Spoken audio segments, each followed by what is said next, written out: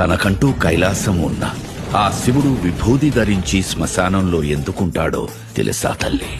మనిషి చనిపోయాక దహన కార్యక్రమాల అనంతరం ఆ దేహాన్ని ఒంటరిగా విడిచి అందరూ వెళ్ళిపోతారు.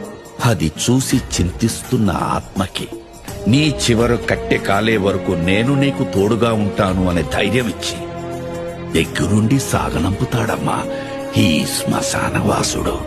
మరణంలో తోడుండే ఆ మహాశివుడు తన ప్రియ భక్తుడు ప్రాణాలు తీసుకెళ్లడానికి యమధర్మరాజు వచ్చినప్పుడు మార్కండేయుడు మృత్యుంజయ మంత్రం జపిస్తూ అక్కడున్న శివలింగాన్ని కౌగిలించుకున్నప్పుడు అదే శివలింగం నుండి ఉగ్ర రూపంలో వచ్చి మృత్యుదేవతకే మృత్యువు చూపించి మార్కండేయుడు ప్రాణాల్ని కాపాడిన మహామృత్యుంజయుడమ్మా. గంగ ఉధృతంగా భూమిపైకి ఎగసినప్పుడు ఈ భూప్రపంచం ఎక్కడ తల్లడిల్లిపోతుందో అని ఆ గంగని తన జటాజూటాలలో బంధించి ఈ భూమండలాన్ని కాపాడిన జటాధరుడమ్మా ఈశ్వరుడు.